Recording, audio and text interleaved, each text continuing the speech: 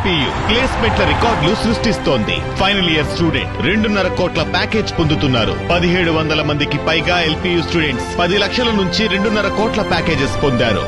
విద్యా విప్లవం ప్రారంభమైంది లవ్లీ ప్రొఫెషనల్ యూనివర్సిటీలో. హైదరాబాద్ లో కలకలం సృష్టించిన కల్తీ కల్లు ఘటనలో మృతుల సంఖ్య పెరుగుతోంది. ఇప్పటి వరకు 6 మృతి చెందగా బాధితుల పేర్లను అధికారికంగా ప్రకటించారు అధికారులు. కల్తీ కల్లు తాగి అస్వస్థతకు గురైన మరో 40 మంది బాధితులు వివిధ హాస్పిటల్స్లో చికిత్స పొందుతున్నారు. బాధితులకు మెరుగైన చికిత్స అందించాలని ఆదేశించారు రాష్ట్ర ప్రధాన కార్యదర్శి రామకృష్ణారావు. కల్తీ కల్లుపై పూర్తి నివేదిక ఇవ్వాలని ఎక్సైజ్ శాఖను సిఎస్ ఆదేశించారు.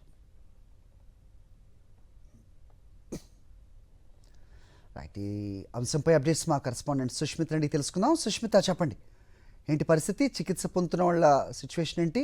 మృతుల సంఖ్య పెరిగే ప్రమాదం ఉందని తెలుస్తోంది. ఇన్పుట్ చెప్పండి. కల్తీ కల్లుపై ఇప్పటికే ఎక్సైజ్ శాఖ, పోలీస్ శాఖ దర్యాప్తు ముమ్మరం చేశారు. కల్తీ కల్లు తాగి ఇప్పటి వరకు 6 మృతి చెందినట్లుగా కూడా మనకు సమాచారం అందుతూ ఉంది. అయితే ఇప్పటి వరకు ప్రభుత్వం నుంచి అయితే మనకు 3 పేర్లు అధికారికంగా ప్రకటించారు. కల్తీ ఘటన వివరాలు అయితే మనం చూస్తుంటే సీతారాం, బొజ్జయ్య, నారాయణమ్మ, స్వరూప, మౌనిక, నారాయణ అనే 6 మంది మృతి చెందినట్టు తెలుస్తుంది. అయితే ఇప్పటి వరకు కల్తీ కళ్ళు తాగి హాస్పిటల్లో 40 మంది బాధితులు కూడా ట్రీట్మెంట్ అయితే అందుకుంటూ ఉన్నారు. అయితే ఈ సంఖ్య కూడా పెరిగే అవకాశం అయితే కనిపిస్తుంది. ఎందుకంటే ఆ కల్తీ కామర్లు దాదాపు రోజుకు 200 మందికి పైగా కూడా తాకుతుంటారనే సమాచారం.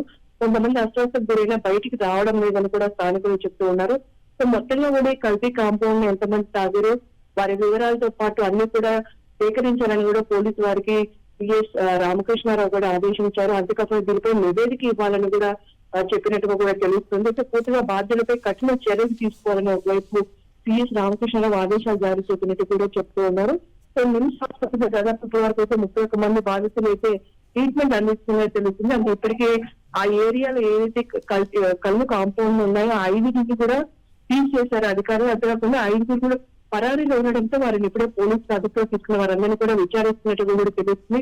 పూర్తిగా ఈ కళ్ళు కాంపౌండ్ పైన ఆ నిర్వాహకుల పైన కూడా చర్యలు తీసుకోవాలని కూడా సిఎస్ రామకృష్ణ ఆదేశాలు జారీ చేసినట్టు కూడా తెలుస్తున్నారు. ఓకే.